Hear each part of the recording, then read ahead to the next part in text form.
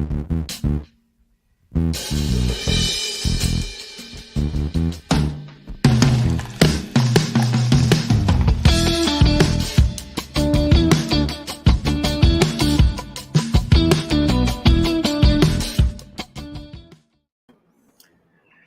afternoon, good evening, good morning, wherever you are in the world. Welcome back to Social Confoes. I'm Diego, together with my co-host Sean-Luc. Sean-Luc, how you been? I wouldn't say struggling. It's just been really busy at the I moment. know there's But something big happening next week, but yeah, but I'm really excited with our guest for today because I've been on a water diet for the whole month of October. I've done this last time in 2019. I did it in October as well to kind of prep for the conference and get my focus in line.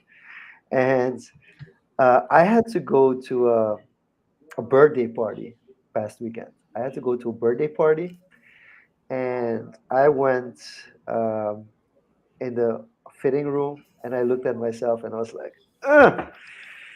Yeah, it's no more stretch t-shirts for me. That's just not happening for the next 2 years. And then I realized, like, okay, yeah, last time I did the water challenge for 30 days, just drinking water alone. I was also active. I was also at least doing 2 runs a day, a week, not a day, a week, and doing sports still a little bit, not actively, but a little bit more than I'm doing now. And our guest for tonight, he kind of, when I put out the offer, like, hey, who's interested? He was one of the first, and he was like, hey, I want to talk about this. And I was like, yeah, I want to talk about the difference between health and vitality. And I want to know what I can do better. So I might be a little selfish. I haven't discussed it with Diego, but I'm going to invite this guest on to Social Conference because I want to talk about health. And if I want to talk about health, hopefully there will be other people who are excited as well. So without further delay, I would like to invite Matthew LaBosco. Welcome, Matthew. How are you? I'm doing great, guys. Thanks for having me on. we're happy to have you, Matthew. And speaking of health, Sean-Luc, I'm actually happy we have someone who's an expert on the matter because, as you know, last year I had a routine, it kind of dropped off because of all of travel. And a few weeks ago, I think 2 weeks ago, I started my exercise routine again, and I was sore for a week. And yeah, I'd love to get Matthew's thoughts on that as well, and what's overrated, and on the invitation on the topics we wanted to talk about. Matthew's put in something, why health is overrated, and health in quotation marks. So could you unpack that for us? When people think about health, what do you mean it's overrated?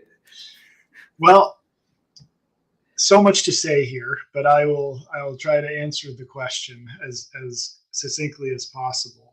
So when you actually look up the definition of health, it's the absence of disease or illness.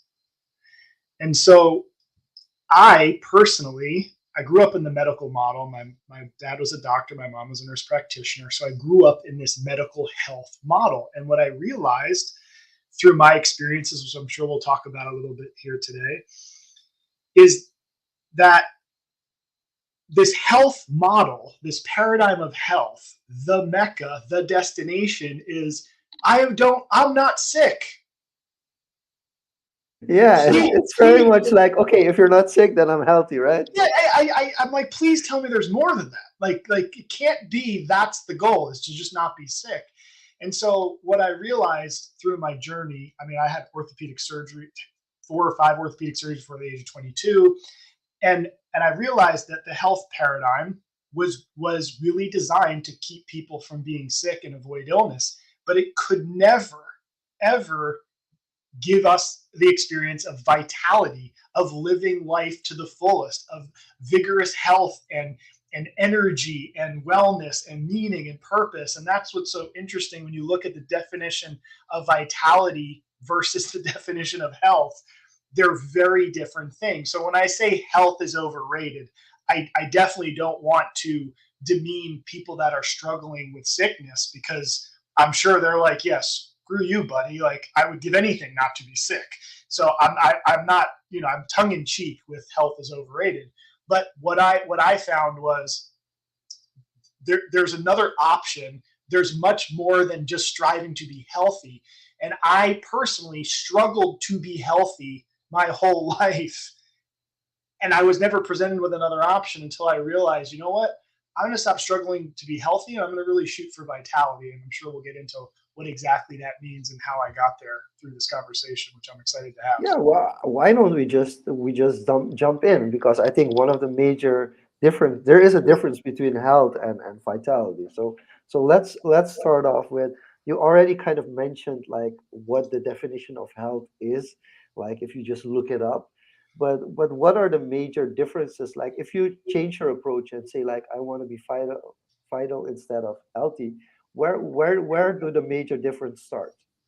Yeah, so vitality defined is exuberant physical health or mental vigor, the capacity for the continuation of a meaningful and purposeful existence, and the power to live and grow. Like, sign me up for that. Like, I want that.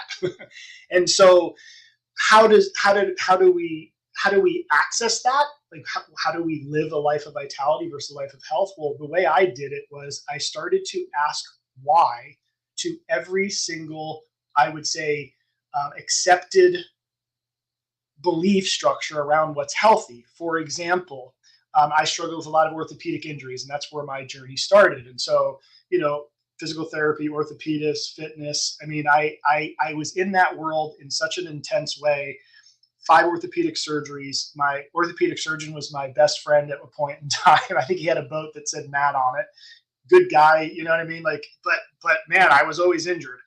And one thing that I remember after my body was breaking down, I had to stop playing baseball when I hit high school. That was my first sport that I had to stop. Then I had to quit soccer junior year.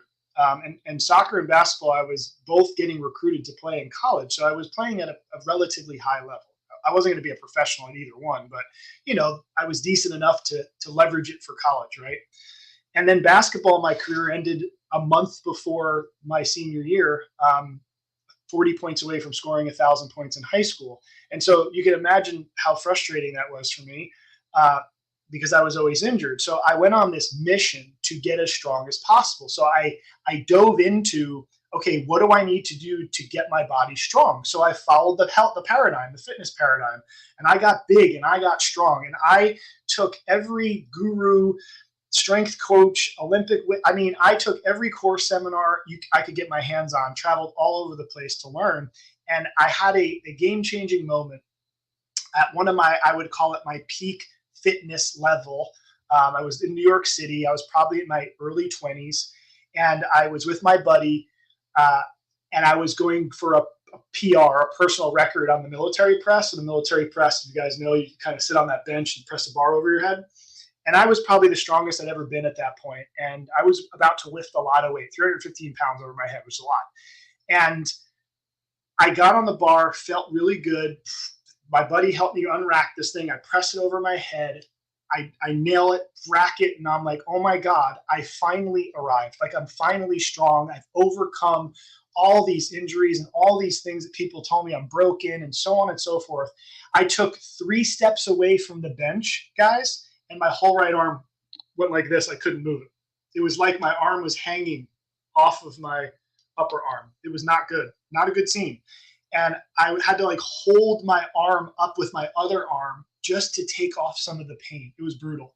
And so I was like, okay, I think my elbow exploded. Like, I don't know what other conclusion to come to here, but it's done. And I already had 1 surgery on it, but felt like I overcame it doing the things that I was told to do. So long story shorter, I went to my called my orthopedic. He was on speed dial, so it was easy to get in touch with him.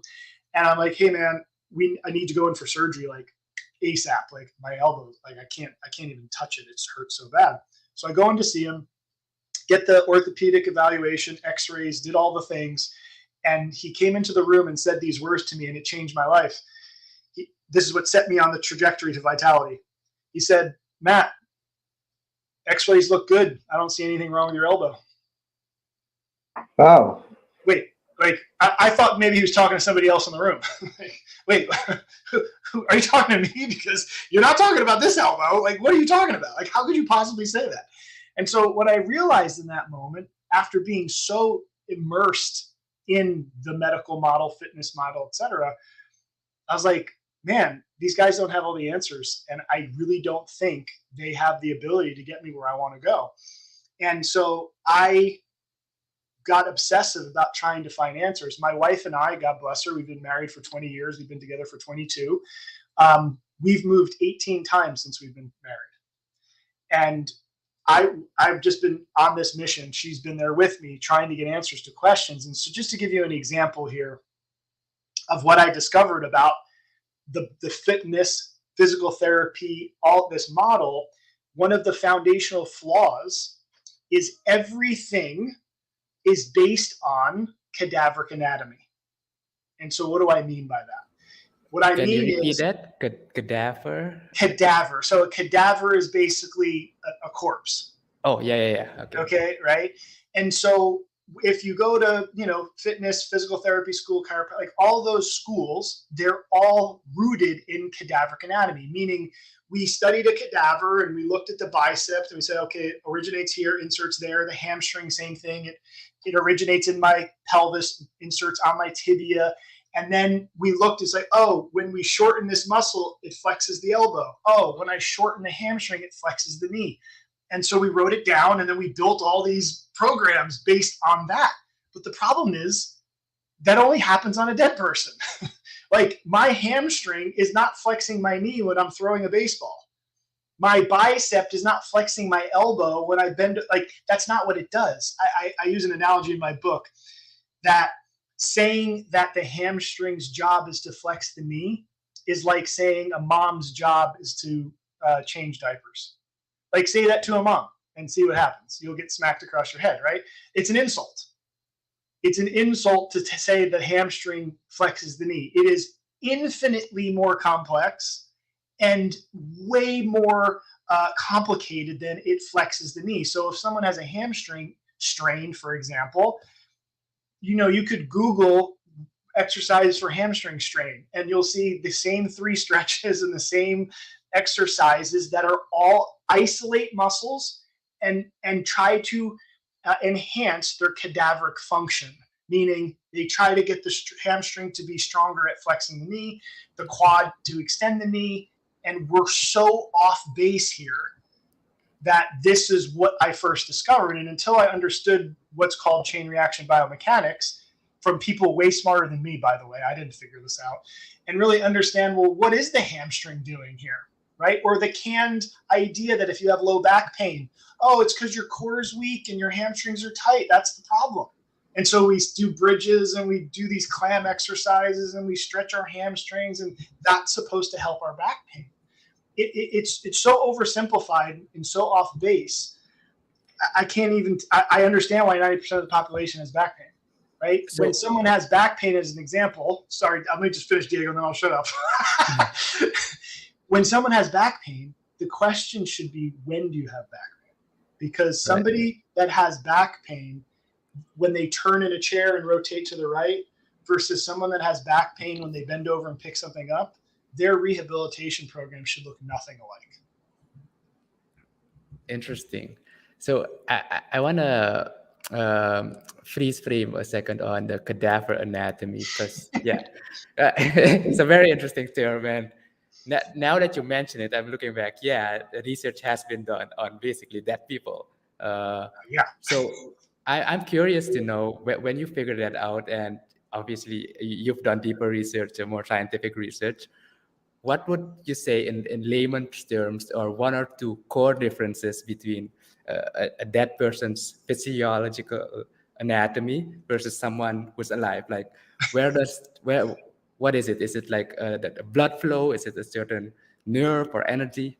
Like, yeah. I mean, the list is long. Let me just put it that way. But just think of when the system is turned on, right? When the system is alive, blood flow, the nervous system, your brain, your nervous system and your brain are responding to the environment, and they're responding to tasks. So if I was to boil down one of the biggest differences, How many times today have you guys thought about firing any muscle when you went through your day? Like firing muscle Like as meaning like I'm gonna grab my water. Okay, tricep extend elbow, wrist extend, hand muscles yeah, grab right. the thing. It happens like It's subconsciously. automatic. Yeah, Yeah. exactly. It's a response. It's in reaction to a conscious task. The system was designed to react to conscious tasks. Okay, a cadaver that ain't happening, right? And so we are dissecting this dead thing and trying to create this story about what happens when it's alive. It's insane when you really think about Okay, but then some people might hate me for this, but maybe it it. explains. No, maybe for me it explains why I don't. I would prefer playing sports over going to the gym, Most people do, John. because when I play sports, I kind of go through certain activities, certain movements where I can react and my body can react versus going to the gym, training the same muscle every time and being like, yeah, like running, for instance. I don't understand why people would go on a treadmill, because I would rather run anywhere than on a treadmill. So I do now want to know, like, if we're talking about vitality, what, because we always want to quantify things, and I think that's also something that you try to get more awareness of, why it could work or couldn't work. How would you, because if the definition of healthy is like not being sick, what would be the definition of vitality? To me, it's living my life to the fullest. It's living a meaningful and purposeful life with, like I said, mental vigor, strength, and giving me the ability to grow, expand, and learn. Like to me, like life is this journey of learning and growing and expanding and like living life to the fullest. It's not about making sure I don't get hurt. Okay, it's about freaking. We have one shot at this thing, as far as I know, and I want all of it. I want to experience all of it. And so, give me the tools, give me the paradigm, so that I can make that happen. I don't want to play it safe personally. And I'm not saying to be reckless. Okay, so we're not talking about being reckless here. I'm talking about a different paradigm, a paradigm of extracting what I can get out of life, being mindful, not being stupid and reckless.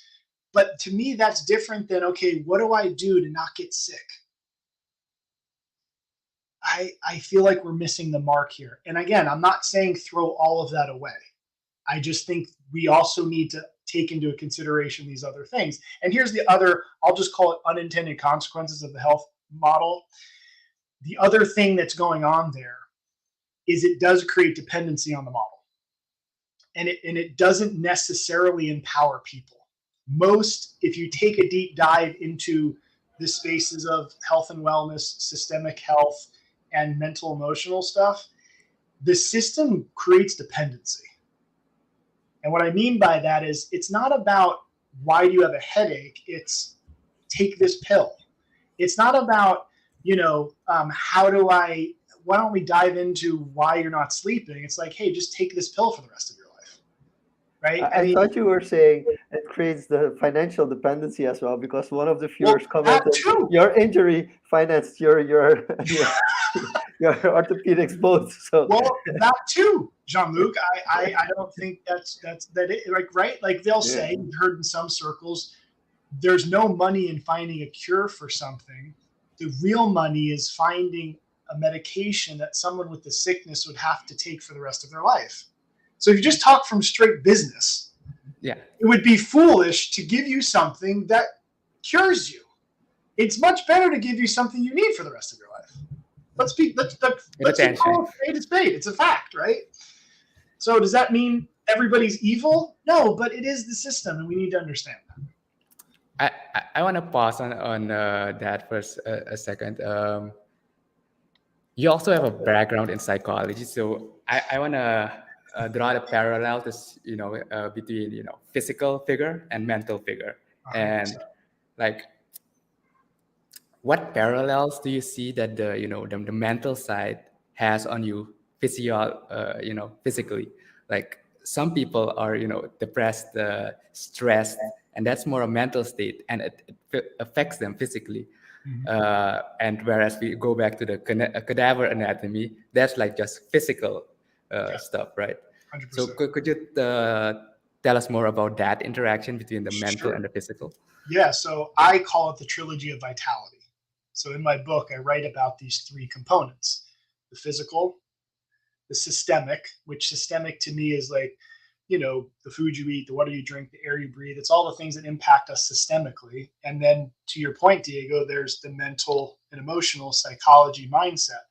Those are the three components that, like, if somebody comes in to me because their shoulder hurts, I go through all three of those components because, to your point, it may not have anything to do biomechanically with their shoulder. It may be something else. It could be systemic.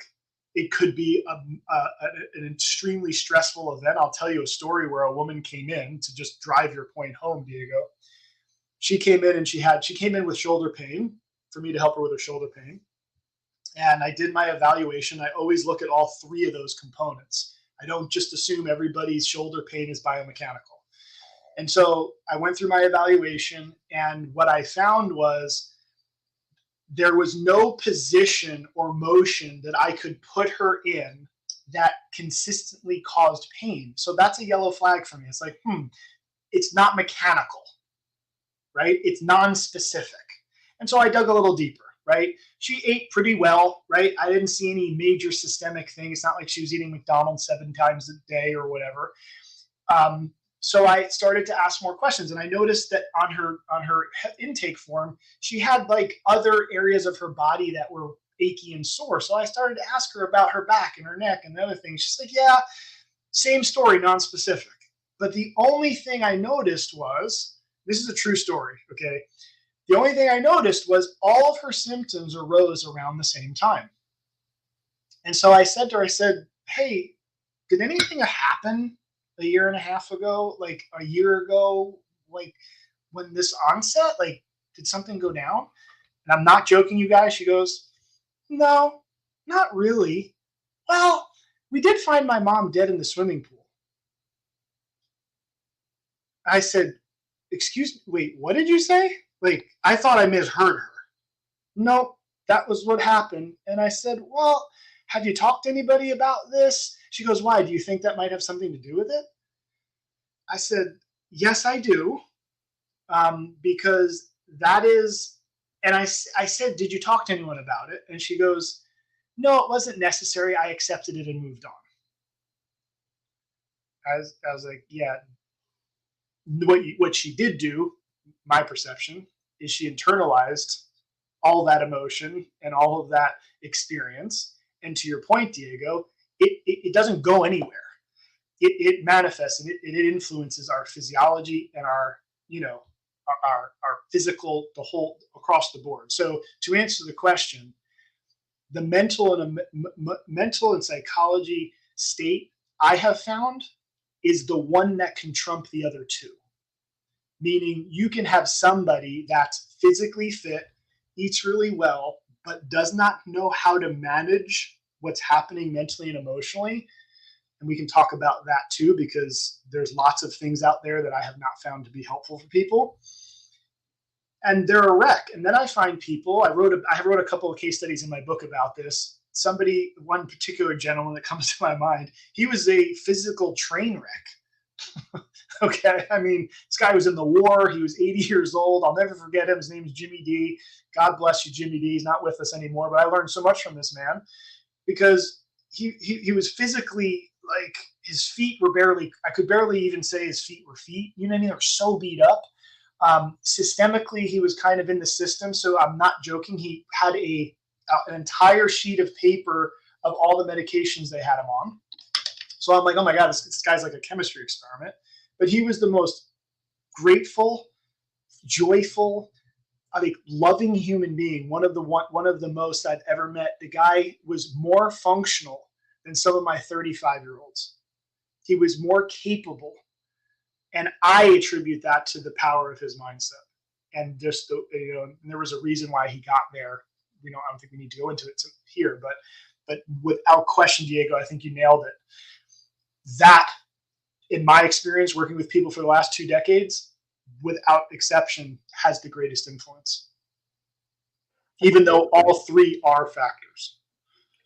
okay. I quickly want to jump into what you mentioned because when I was playing my highest level volleyball, for instance, I would have back pains as well, and I had these exercises that made me, and my back was at that time physically like in top shape, but Yeah. I did have back issues, and then I started realizing like, hey, wait a minute, I only have back issues when I have stress. So I started using the signals from my back as moments that I was like, as soon as I felt back pain, I would just stop. I would tell to my friends, family, I would be like, hey, guys, I'm out for today. I would go lie down, do nothing. And I never took a pill for it. I never had to do it on a certain diet. Anything, it always worked until at a certain point I was able to recognize, like, hey, my body is telling me I should stop now. Mhm. And since I've listened to that, I never had any severe back pain ever again. So for me, that the mental part is something that people so heavily, and I'm sure we're going to talk a little bit more about it, so heavily overrate. But you mentioned something that did intrigue me a little bit, which is you've changed location 18 times in the past. So I don't know how deep you want to dive into that, but Yeah, as deep as you want to go, man. is there a backstory behind that? No, the backstory is literally I realized that I wasn't going to learn what I wanted to learn in the traditional model, and I had to find people that were doing things differently. I mean, so if I found a practitioner, a course, anybody that I perceived was thinking outside of the traditional model, I attached myself to them, and there wasn't anything I was willing to do whatever it took to be with these people. And some of them it didn't go well, and others were amazing. You know what I mean? Like you learn, you live and learn, right? But one of my most influential mentors, I was a so we my wife and I lived in Florida, and I don't know if you remember, but it's probably like 10 or maybe 15, 20 years ago. There's the east coast of Florida got bombarded with a bunch of hurricanes, and I had a small little training studio that got wiped out by the hurricane, and I was still trying to find myself, still trying to find answers to these questions. Didn't really have a lot of direction. I was taking courses, but I still hadn't found the spot yet, I would say. And so I was like, man, to my wife, I was like, you know what? I guess I'm just going to go to chiropractic school because I don't know what else to do. And I feel like I need to be a big boy and have a real job soon because we're going to have a family. So I can't keep trying to find myself. And so we moved up to northern Florida where the Palmer Chiropractic is in Port Orange. And about a month out from starting chiropractic school, I got on the phone with a gentleman that I was like one of his like groupies at.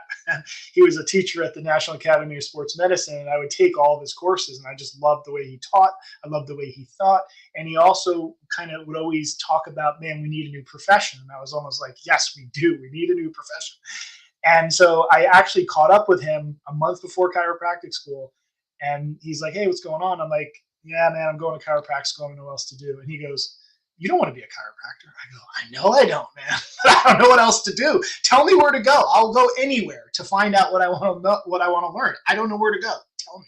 And he's like, well, I've been learning from this gentleman. His name is Gary Gray. So when I said chain reaction biomechanics before, and I learned from people that were way smarter than me, Gary Gray and Dave Tiberio, they have the Gray Institute now. And I would say those guys are the ones that really asked this question that I asked myself and then figured it out. What is the hamstring doing? Lenny, my first mentor, hooked up with him and was like, Matt, here's what's going on. I'm learning this thing. It's a completely new paradigm. I think it's going to be a new profession. He's like, why don't you come out and study with me while you're in chiropractic school? And I said, sure. He goes, send me your schedule. So I sent him my schedule, and it had me flying out to see him every other week.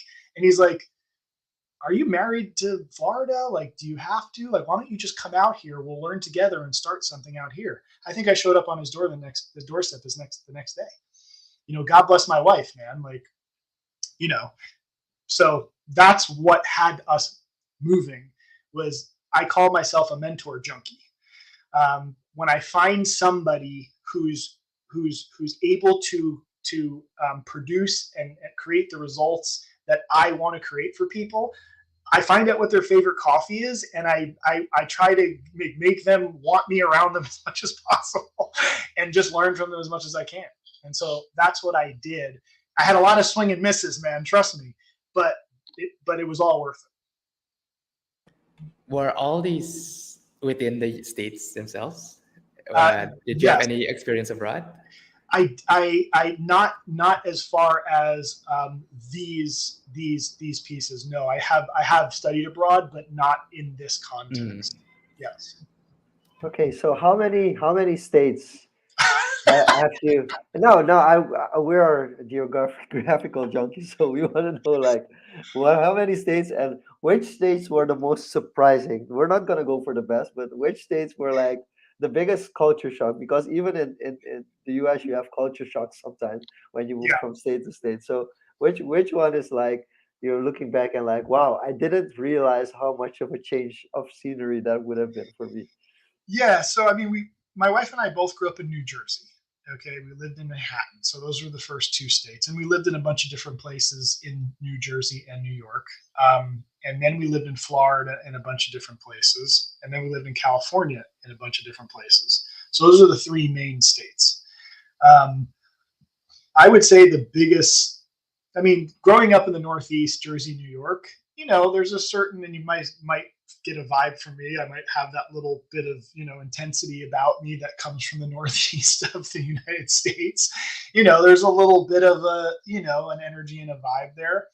Um, I would say there are definitely parts of California which are the opposite of that. They're just very chill, mellow, whatever. Laid back. Yeah, It's yeah. And yeah. I'm not saying that's bad.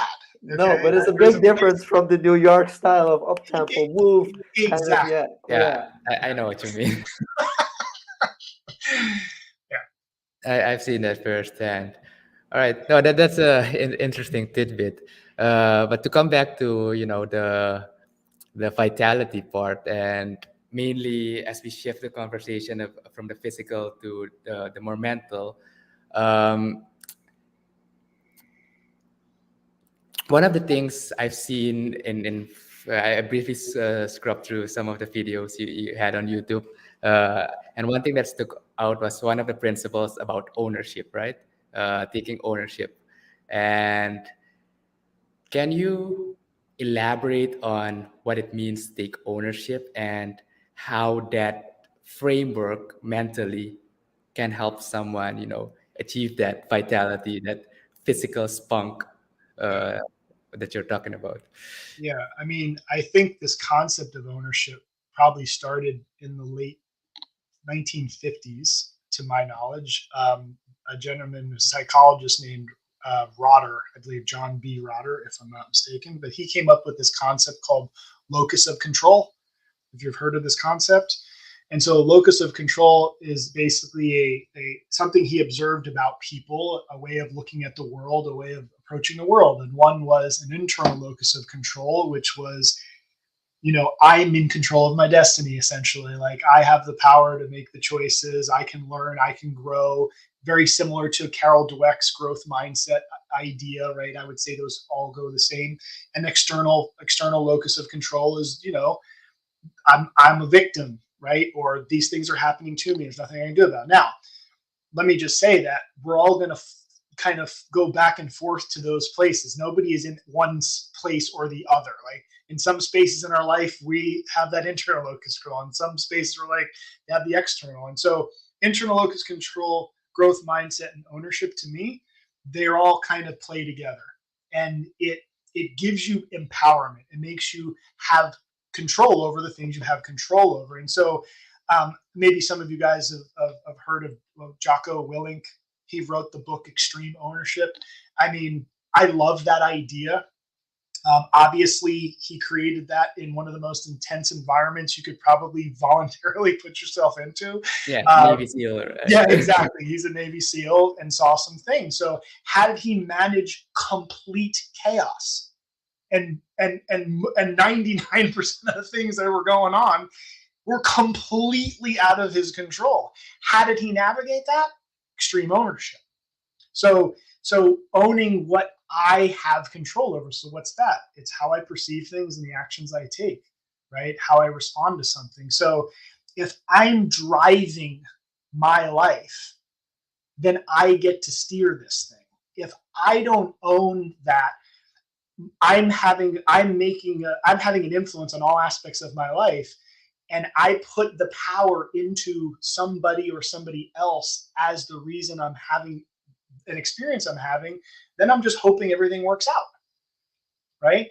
And so this could happen in relationships. When I work with people in relationships, one of the most common things I get, is somebody coming to me and say, "Could you help me fix my husband or wife? Can you help me fix my kids?" Right? And some of them don't like to hear this, and some of them are like, "Yeah, this isn't what I wanted. I want to talk about my kid." And I'm like, "Yeah, but that's not if you're going to pay me to try to get your kid to do what you want, like, I'm not your guy. Let's own your influence in the space with your child. What's the impact you're having there? Because if you want to influence, you got to talk about what you have control over. If you want to create a certain experience of life, vitality or whatever, you have to own the fact that you have the ability to create that. Right? If I am not in control of my destiny, of my life, then I might as well, as we were talking before, Diego, go to Vegas and roll the dice and hope it all works out, right? So ownership to me is essential to creating vitality. It makes me think of what's it? Uh, Think and Grow Rich There you go. by Napoleon Hill, Napoleon and Hill. he kind of starts off with these two envelopes. Like, you get to choose which envelope you want. Which is are you just gonna have all the negativity in your hand, or are you gonna have all your positivity in there? And it kind of, you already mentioned that the ownership and the growth mindset are very much intertwined. And so for somebody who's just listening to this conversation is like, hey, wait a minute, I want to change from um, oh, I'm healthy when I'm not sick, to taking actual control. Like, a lot of us, we don't know what our opportunities are. True. Like, um, I instantly think like, okay, but what do I want to achieve health wise? Do I want to have a good physique when I'm 40?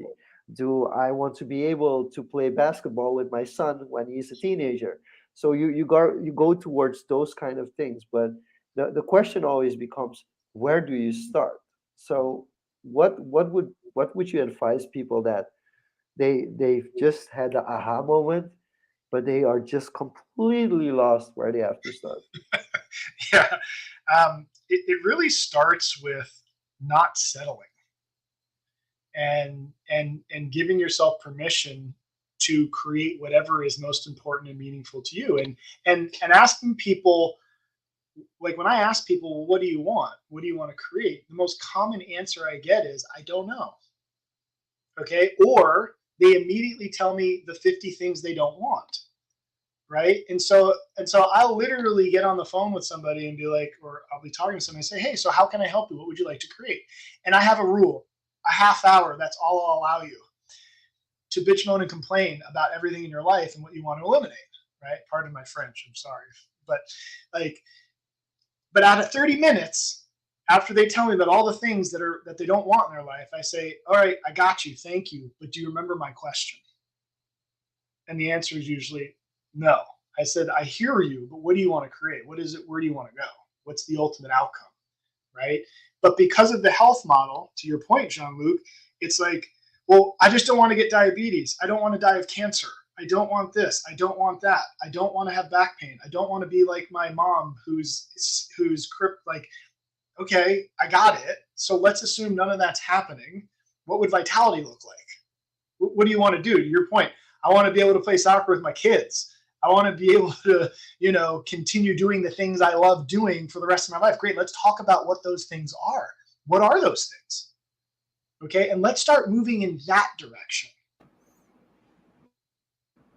Yeah, to your point on the health model, it's kind of approaching obstacles in an inverse way, right? You approach it from The byproduct.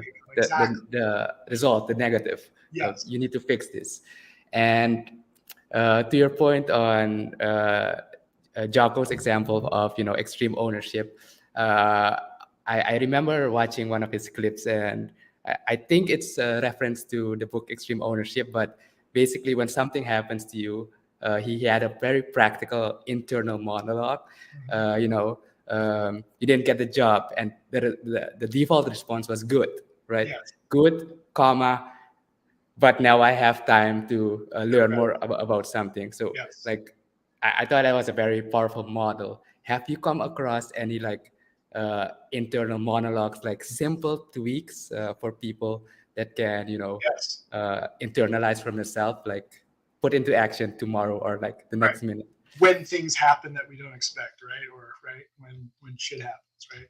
So two things that I have implemented for myself and definitely help clients to do is no matter what happens, I assume that it's happening for a reason that aligns with what's most important to me. So I change the context, and this is not my thing. This is out there.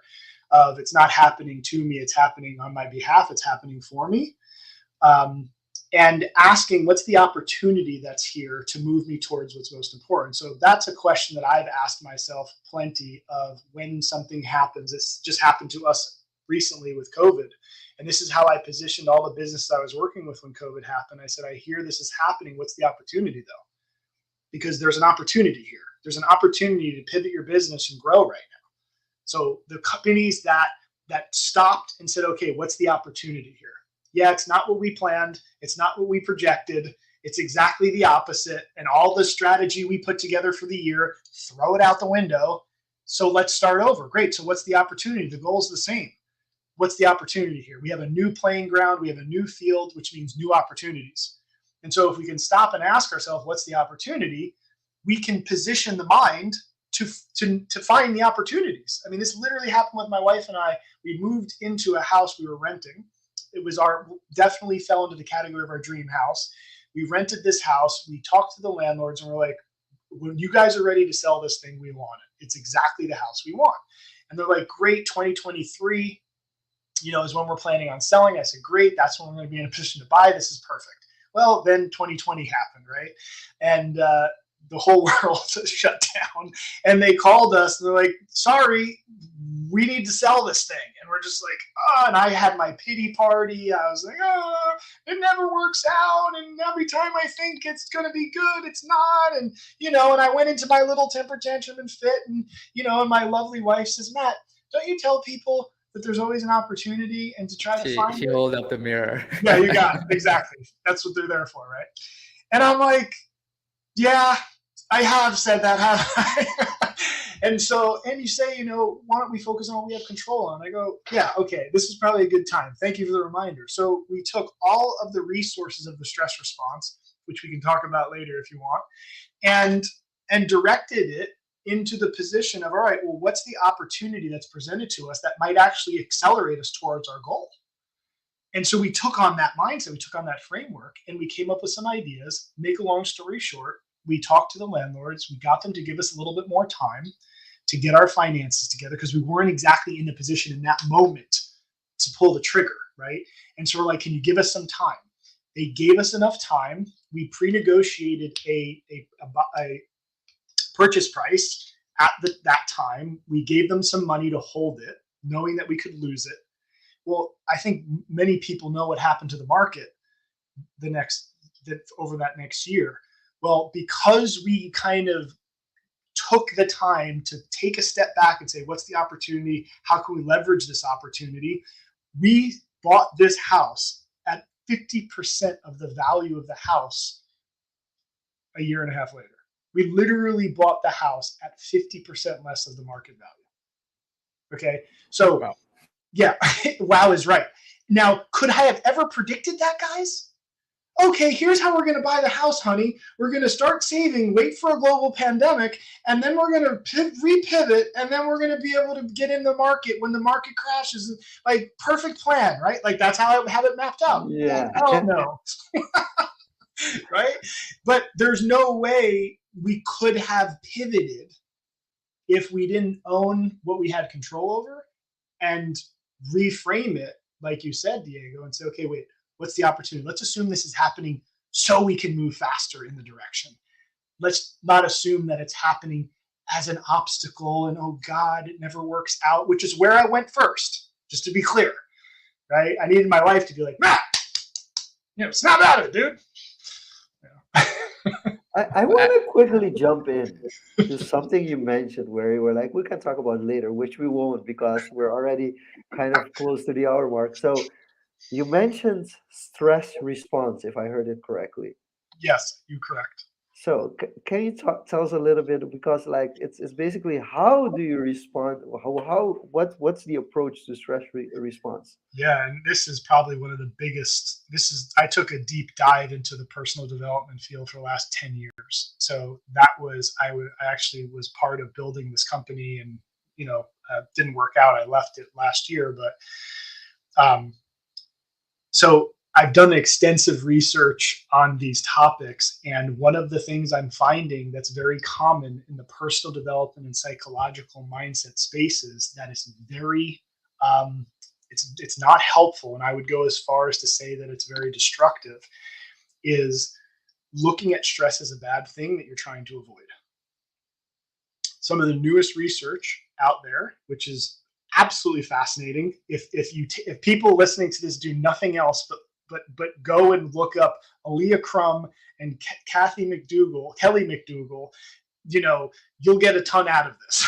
Okay, they are on the map right now.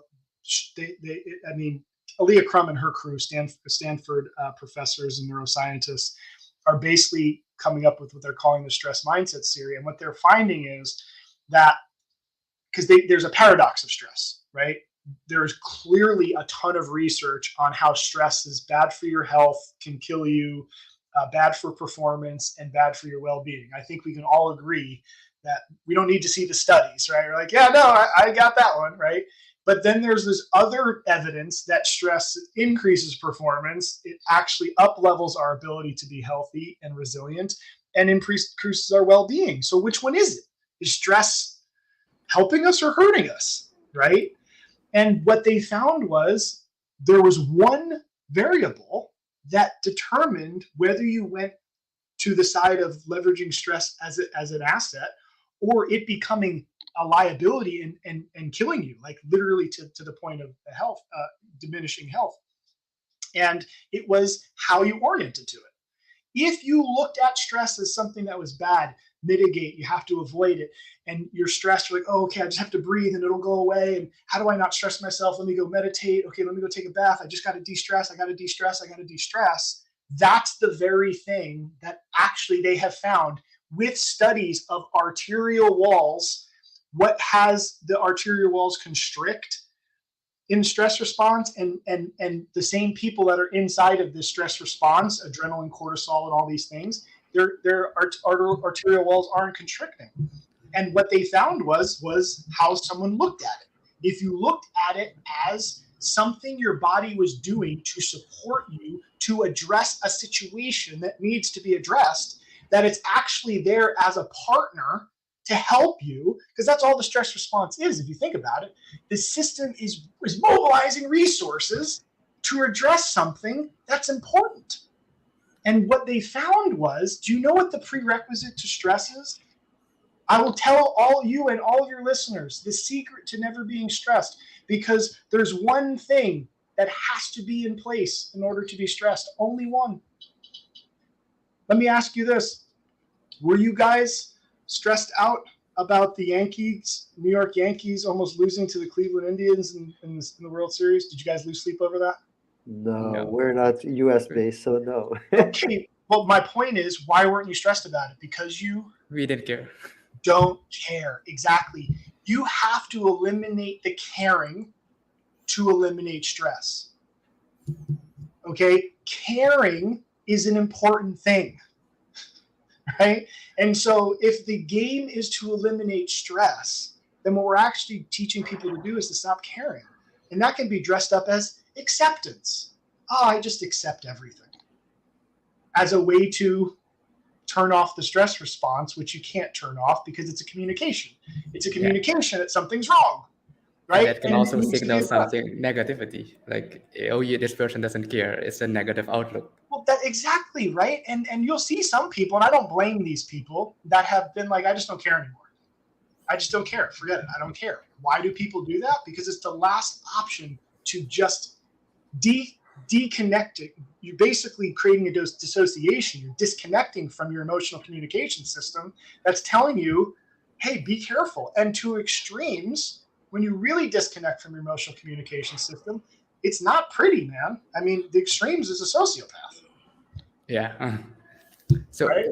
I just want to summarize what I just heard there, and kind of link it what we mentioned in the beginning on that mental model overcoming the physical, right? So Yes. what you're saying, or what I've heard, is basically stress as the variable in stress and how people react, or how the body reacts to it, is in orientation, is the outlook on it. So that's a Correct. mental thing, right?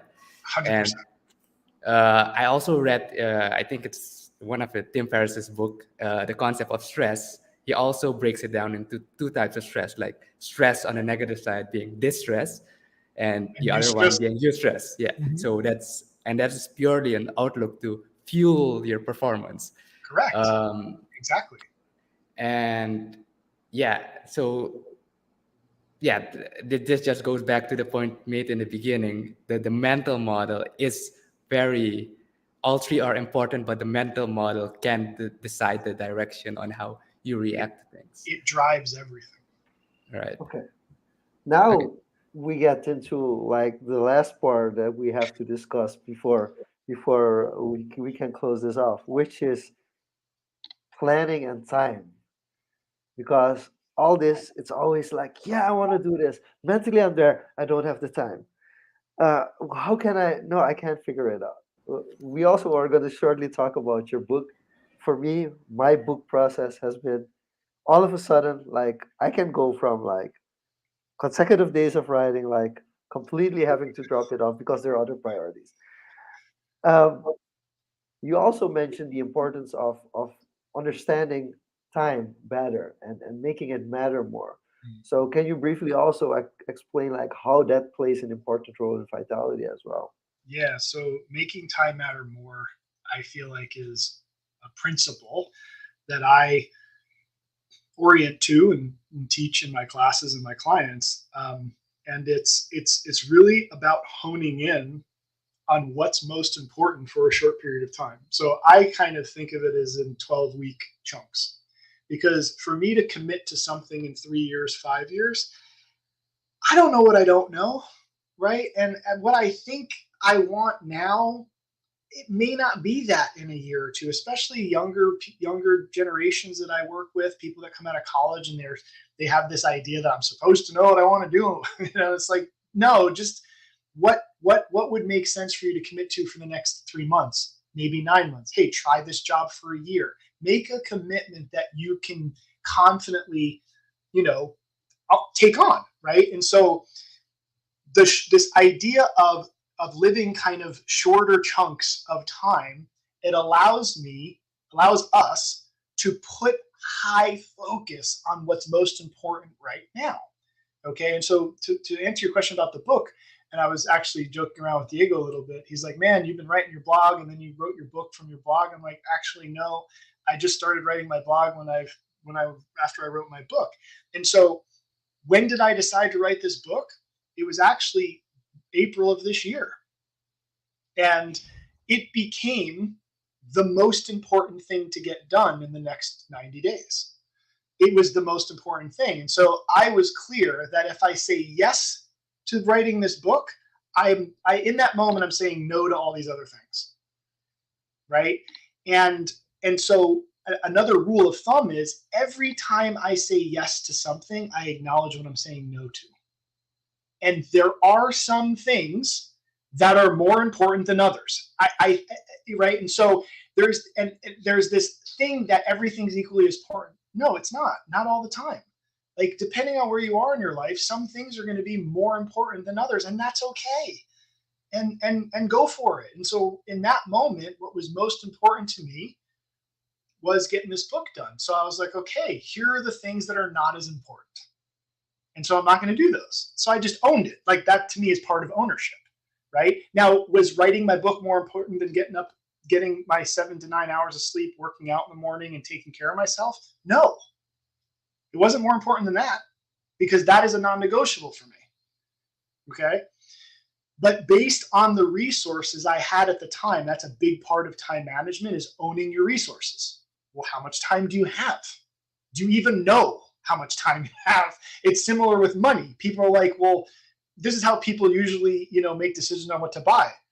Is there money in the account? Oh, there is. Okay, let's buy it. It's like, God, that's a terrible way to manage your finances. But time's the same thing, because we just say yes to stuff, but we don't even know what we're saying yes to. And we haven't taken the time to ask, well, what are the resources required to make that happen? And second, do I believe I have those resources? So I literally sat down, Jean-Luc, and said, all right, this book is about, I think at the time I was shooting for 50,000 words, because this is the first book I ever wrote. And said, I was told it's nonfiction or between 40 and 60. I said, okay, great, let's go for it. So I was like, 50,000 words. Okay, 12 weeks. It's a mathematical equation. It's about 4,000 words a week. Okay, well, I think I'm looking at my schedule and what I have, the resources I have. All right, it's an hour and a half, 4 times a week, 1,000 words every time I sit down and write. That's what I'm shooting for. Well, believe it or not, like, I can't believe I'm publishing a book in December. Like I met people in writing circles that have been trying to write their book for years. Right. But because of, and we teach this, I have a habits course that would literally break this down for people and teach them how to go through this thing that I'm ripping through in 3 minutes here. But it's getting really clear on what's most important, and then getting and owning, where are you spending your time right now? Like, what are you doing with your time? Right. And then what are the resources? Do we need to reallocate? Is it realistic? So on and so forth. And actually knowing your resources, so doing the math, like people Exactly. say, what am I ever going to use math on? It's every day. You got it. No, that makes sense. There's so much more we would like to get into, but we're kind of locked in some time. So Yeah, no problem. just to wind down the conversation a bit, and maybe we can have a follow up in the future, Sure. because this is very intriguing, the health stuff. We usually have a section at the end of our show, over under. Basically, we'll throw some topics at you, and you just tell us if you think it's overrated, underrated. No need to elaborate, but sometimes if Okay. it's a bit controversial, you can briefly elaborate on it. Shanduk, how many I can think we we do can this do time? one. I think we can do one each, and then and close off with future plans. So if I would go for a overrated, underrated, I would have to ask meditation. Is meditation overrated or underrated? Oof, man, I could create a narrative for either one, but what I'll say is the way it's being used out there, it's overrated. It's being more used as medicinal, in my opinion. Okay. Fair point. Interesting, interesting. Food for thought. Definitely food for thought. My over under, more lighthearted. Foam rollers. Underrated or overrated? Uh, I probably would say underrated.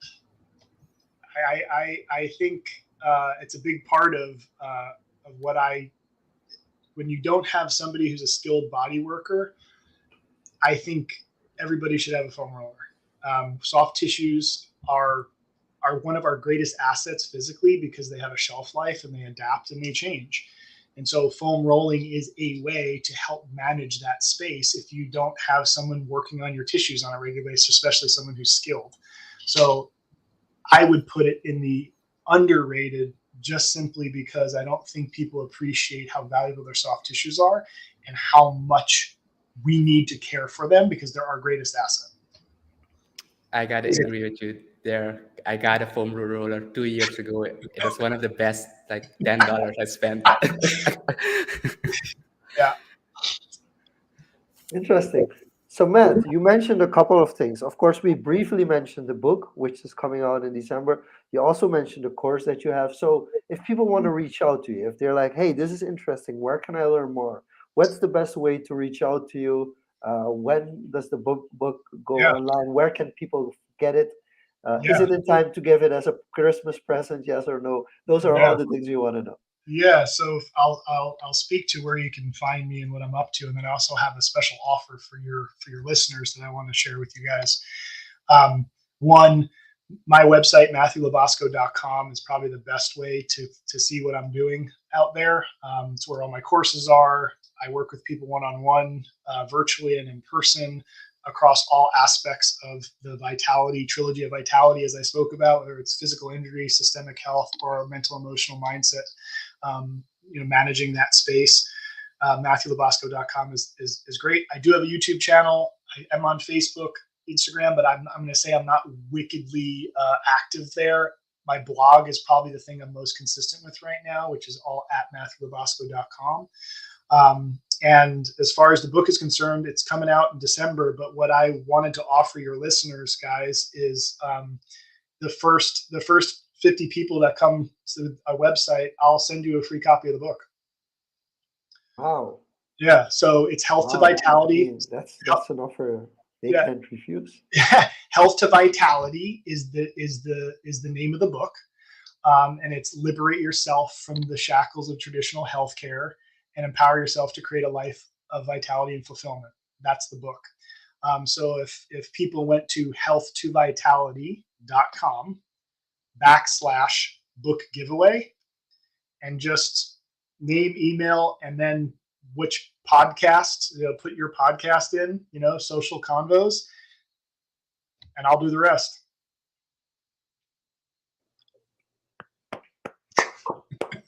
I am extremely passionate about getting this information out to people because I just feel like there's so many people suffering unnecessarily.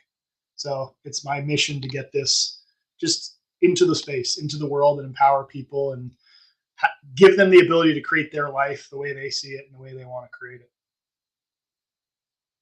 That's awesome. That's And I awesome. just So put the link to the Diego book put a link giveaway. back there, Yeah. healthtovitality.com /book giveaway.